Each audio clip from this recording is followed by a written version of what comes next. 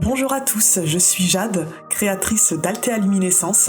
Je suis thérapeute en énergétique et je vous accompagne notamment avec l'aide de soins énergétiques, du développement personnel et spirituel et des séances de connexion à notre terre-mère. Pour soulager vos maux, vous reconnecter à vous, à la nature, au tout, pour vous aider, vous accompagner, à vous révéler et à être en harmonie et en équilibre avec vous et qui vous êtes vraiment. Bonne écoute à tous! Aujourd'hui, je voulais vous parler des différents liens d'âme que l'on peut rencontrer au cours de notre vie. Les liens karmiques, les âmes sœurs, les flammes jumelles et les liens guides protégés. Les liens karmiques. Ce sont des âmes qui se retrouvent ensemble pour nettoyer énergétiquement leur karma. Elles peuvent se retrouver sur plusieurs incarnations tant que tout leur travail ensemble n'est pas terminé. Pour ce faire, il faut trouver et comprendre les problématiques, les blocages et lâcher prise pour pouvoir passer à autre chose et accepter de couper ce lien. Par exemple, dans une autre incarnation, vous avez vécu une situation, une émotion qui a été difficile et que vous n'avez pas acceptée ou que vous vous êtes mal comporté. Vous allez donc revivre cette situation, mais souvent en sens inverse, pour essayer de modifier votre comportement, vos actions, votre façon de penser et d'agir. Cela va permettre de rééquilibrer votre karma.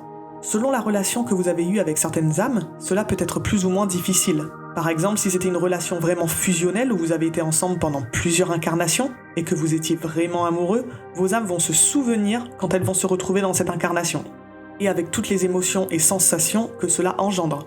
Donc ça peut être très difficile de lâcher prise et d'accepter de laisser partir l'autre. Cette relation amoureuse s'arrêtera d'elle-même une fois le karma nettoyé, car dans cette réincarnation-là, ce n'est pas obligatoirement prévu que vous soyez ou restiez ensemble. Ces relations ne sont pas non plus obligatoirement amoureuses. Elles peuvent être familiales ou amicales. Les âmes sœurs. Ce sont des âmes avec lesquelles vous avez décidé de revenir ensemble dans cette incarnation-là pour travailler sur certains points, évoluer, expérimenter certaines choses. Tout le monde a plusieurs âmes sœurs car on vient apprendre plusieurs choses.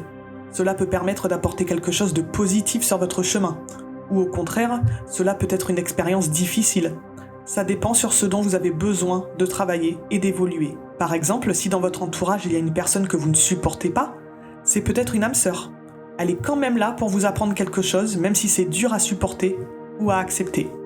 Cette âme vous aidera à évoluer, mais des fois d'une façon qui peut être douloureuse ou désagréable. Cela peut être également un lien affectif ou amical. Quand vous rencontrez une âme sœur, vous pouvez la reconnaître souvent car vous vous dites « j'ai l'impression de la connaître depuis longtemps alors que c'est la première fois que je la vois ». Vous avez aussi souvent plein de points communs sur des choses que vous aimez, sur votre façon de penser, de voir les choses, le monde. Ces âmes peuvent vous suivre sur plusieurs incarnations, sœurs, mari, père, ou parfois elles sont juste de passage sur votre chemin et sont de courte durée. Dès que votre mission ensemble est terminée, l'âme s'en va. Si c'était une relation amoureuse, vous vous séparez. Et si c'était une amie, par exemple, elle ne le sera plus. Les flammes jumelles. Tout le monde a plusieurs âmes sœurs sur Terre, mais qu'une flamme jumelle. À part pour les Walking, mais ça c'est encore autre chose. Mais elle n'est pas toujours incarnée sur Terre, cette âme. Une flamme jumelle est vraiment votre moitié. La partie qui vous manquait pour pouvoir être accomplie, être totalement vous. Quand vous rencontrez une flamme jumelle, c'est vraiment un moment qui peut être très fort physiquement et émotionnellement. Électricité dans tout le corps, du mal à respirer, tremblements. C'est vraiment un amour inconditionnel et fusionnel. Mais même si votre moitié est incarnée, ce ne sera peut-être jamais le bon moment d'être avec lui ou avec elle dans cette incarnation. Pour pouvoir accepter d'être ensemble dans une relation amoureuse, c'est très compliqué. Souvent, vous n'êtes pas sur le même chemin, le même niveau d'évolution, de compréhension de certaines choses. Souvent, il y a également une très grande différence d'âge. Et donc cela ne peut pas fonctionner, ou en tout cas ce sera très dur et compliqué. Il faut que les deux âmes soient personnellement et spirituellement au même niveau.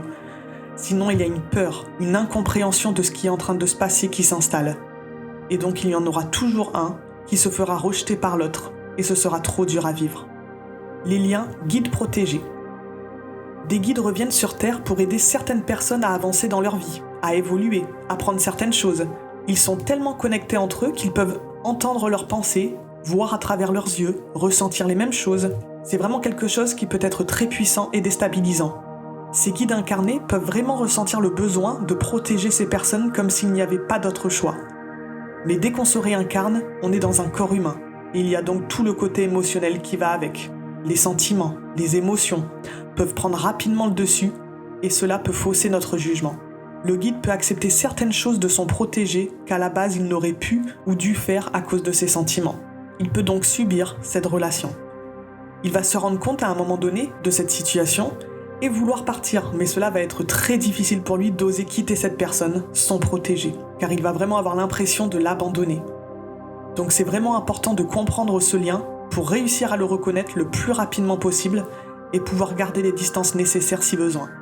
Il ne faut pas confondre non plus reconnaissance d'âme et lien amoureux. Ce n'est pas parce que vous rencontrez un lien d'âme que cela veut dire relation amoureuse. C'est même souvent le contraire dans beaucoup de cas.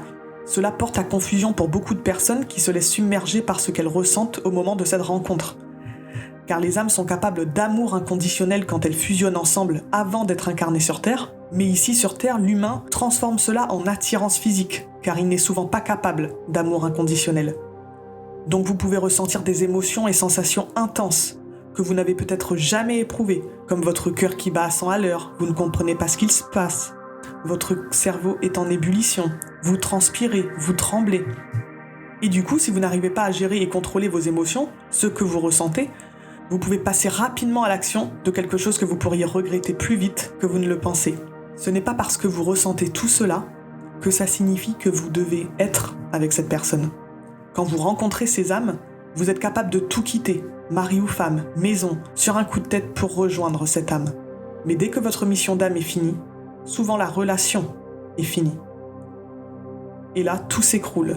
Vous ouvrez les yeux, mais c'est trop tard.